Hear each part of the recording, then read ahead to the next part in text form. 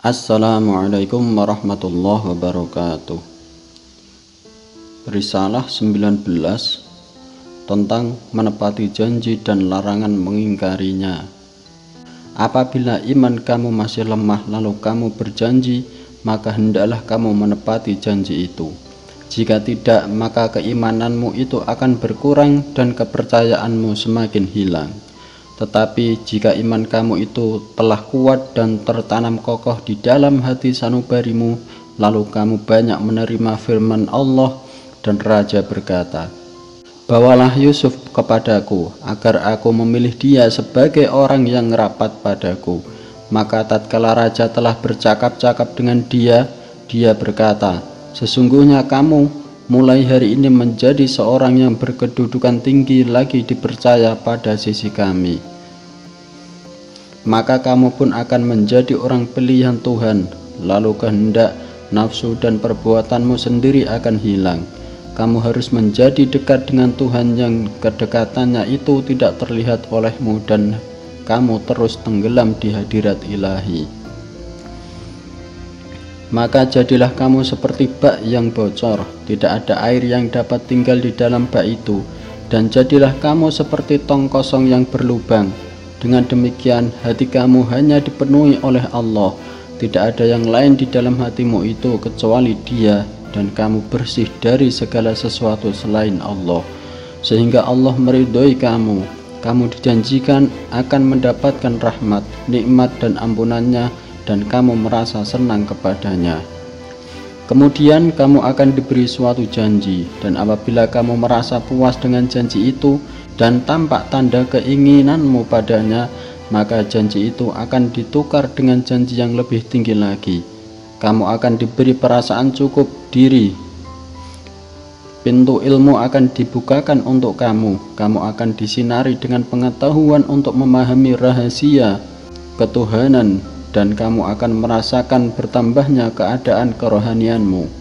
Selanjutnya kamu akan menerima pangkat kerohanian yang tinggi, kamu akan diberi rahasia-rahasia ketuhanan, dadamu menjadi lapang, lidahmu menjadi lantang, ilmumu tinggi, dan kamu cinta kepada Allah. Kamu akan dikasihi oleh semua orang, semua manusia, jin dan makhluk-makhluk lainnya di dunia ini dan di akhirat. Apabila kamu telah menjadi kekasih Allah, maka semua makhluk pun akan mengasihimu, lantaran semua makhluk itu takluk kepada Allah. Kasih mereka masuk ke dalam kasih Allah, sebagaimana benci mereka masuk ke dalam benci Allah. Kamu pun dinaikkan ke pangkat ini, di mana kamu tidak lagi mempunyai kehendak kepada yang lain selain Allah. Setelah ini kamu akan diberi kehendak kepada sesuatu, lalu kehendak itu akan dilepaskan dari kamu, dan kamu pun terhindar darinya. Kamu tidak akan diberi perkara-perkara yang kamu kehendaki di dunia ini, dan di akhirat kelak kamu akan diberi gantinya. Kamu akan lebih didekatkan kepada Allah Subhanahu wa Ta'ala, dan segala sesuatu yang kamu kehendaki itu akan menyejukkan matamu di surga. Jika kamu tidak meminta sesuatu, tidak berharap atau berangan-angan untuk mendapatkannya di masa hidupmu di dunia ini, tempat sementara dan tempat ujian, dan kamu hidup di dunia ini semata-mata hanya ingin mencapai keridhaan Tuhan yang menjadikan langit dan bumi serta semesta alam, maka di dunia ini kamu akan dikaruniai apa yang seimbang dengannya, dan Allah akan menambahkan karunia-Nya, sedangkan di akhirat nanti Dia akan menambahkan yang lebih banyak lagi. Sesungguhnya di sisi Allah terdapat ganjaran yang besar dan kekal. Allah memberikan karunia-Nya kepada siapa saja yang dikehendakinya menurut ketentuan dan ketetapannya. Risalah 20 tentang sabda Nabi Muhammad SAW, "Da' ma yuribuka ila ma la yaribuka", yang artinya tinggalkanlah sesuatu yang membuatmu ragu kepada sesuatu yang tidak meragukanmu. Nabi Muhammad SAW bersabda, "Buanglah apa saja yang menyebabkan pikiranmu ragu terhadap halal atau haramnya sesuatu, dan ambillah yang tidak menimbulkan keraguan kepadamu."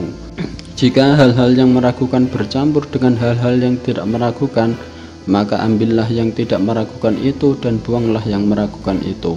mengenai perkara yang menimbulkan keraguan dan senantiasa mengacaukan pikiranmu tentang halal atau haramnya perkara itu, Nabi SAW bersabda, "Berdosalah kamu jika kamu menimbulkan kekacauan dalam hatimu. Dalam hal ini, hendaklah kamu menunggu perintah batinmu. Jika kamu diperintahkan untuk melakukannya, maka lakukanlah, dan jika kamu dilarang untuk melakukannya, maka janganlah kamu melakukannya. Lupakanlah perkara itu dan kembalilah kepada Allah. Jika kamu merasa bosan dan jenuh untuk bersabar, ridho dan bertawakal dengan tulus ikhlas kepada Allah dan di dalam keadaan fana, maka ketahuilah bahwa Allah yang Maha Agung dan Maha Perkasa tidak butuh supaya Dia diingat, dan Dia tidak lupa kepada kamu dan makhluk-makhluk yang lain. Dia Maha Kaya dan Dia juga yang memberi makan dan rezeki kepada orang-orang kafir, orang-orang munafik dan orang-orang yang tidak patuh kepadanya. Tidak mungkin Allah itu lupa. Wahai orang-orang yang beriman, yang percaya kepada keesaannya, yang patuh kepada perintahnya, dan yang berpegang teguh kepadanya siang dan malam." Sekali lagi, Nabi Muhammad SAW bersabda, "Buanglah apa saja yang meragukan pikiranmu dan ambillah yang tidak meragukannya." Ini juga berarti kamu tidak boleh berkeinginan untuk mengambil apa-apa yang ada pada tangan orang lain, tidak boleh berangan-angan supaya orang lain memberimu sesuatu, dan tidak boleh takut atau khawatir kepada mereka. Bertawakallah kepada Allah, harapkanlah pertolongan darinya, dan terimalah pemberiannya yang mungkin juga datang melalui makhluknya. Inilah yang tidak menimbulkan keraguan dalam pikiranmu. Jadikanlah satu saja sebagian tempatmu meminta, suatu pemberi saja dan satu tujuan saja, yaitu Allah, karena Dialah Tuhan yang Maha Kaya dan Maha Agung. Dialah yang menguasai segala raja dan mengontrol seluruh hati manusia yang diibaratkan sebagai raja bagi badan, lantaran hati itu mengontrol badan. Badan dan harta benda yang dimiliki oleh manusia itu sebenarnya adalah kepunyaan Allah juga. Manusia adalah wakil Allah atau pemegang amanatnya. Apabila manusia memberimu sesuatu, maka sesungguhnya gerak tangan mereka itu adalah dengan izin dan perintah Allah, dan sebenarnya adalah gerak Allah juga. Begitu juga jika sesuatu itu ditahan untuk tidak sampai kepadamu, pendek kata, Dialah yang memberi dan Dia jualah yang menahan pemberian itu. Allah yang Maha Tinggi berfirman, "Mintalah kepada Allah karunia-Nya." Dia juga berfirman, "Sesungguhnya apa saja yang kamu sembah selain Allah tidak langsung dapat mengontrol rizki kamu. Oleh karena itu, mintalah rizki kepada Allah, sembahlah Dia dan bersyukurlah kepadanya." Dia juga berfirman, "Apabila hamba-hambaku bertanya kepadamu tentang Aku, maka katakanlah bahwa Aku sangat dekat. Aku akan mengabulkan permintaan orang-orang yang meminta apabila mereka meminta kepadaku." Firman-Nya pula, "Berdoalah kepadaku, niscaya Aku akan mengabulkan doamu itu." Firman-Nya lagi, "Sesungguhnya Allah itulah yang memberi rizki, Tuhan yang Maha Gagah lagi Maha Perkasa." Selanjutnya Tuhan berfirman, "Sesungguhnya Allah memberi rizki kepada siapa yang dikehendakinya dengan tiada terhingga." Risalah 21. Di dalam mimpiku aku melihat setan dan seakan-akan aku berada di tengah-tengah kumpulan orang banyak. Kemudian aku bersiap-siap hendak membunuh setan, namun setan itu pun berkata, "Mengapa kamu hendak membunuhku? Apakah dosaku? Jika Tuhan telah menakdirkan kejahatan itu terjadi, maka aku tidak berkuasa untuk merubahnya dan menjadikannya kebaikan. Demikianlah sebaliknya. Jika Tuhan telah menakdirkan sesuatu kebaikan itu terjadi, maka aku pun tidak berkuasa untuk merubahnya menjadi kejahatan. Maka apakah yang berada dalam kekuasaanku?" Kemudian kudapati setan itu berupa seperti orang Kasim. Suaranya lembut, rambutnya terurai sampai ke dagunya, dan mukanya sangat pucat, seakan-akan ia tersenyum kepadaku penuh rasa malu dan takut. Itu terjadi pada malam Ahad 12 Zulhijjah 401 Hijriah.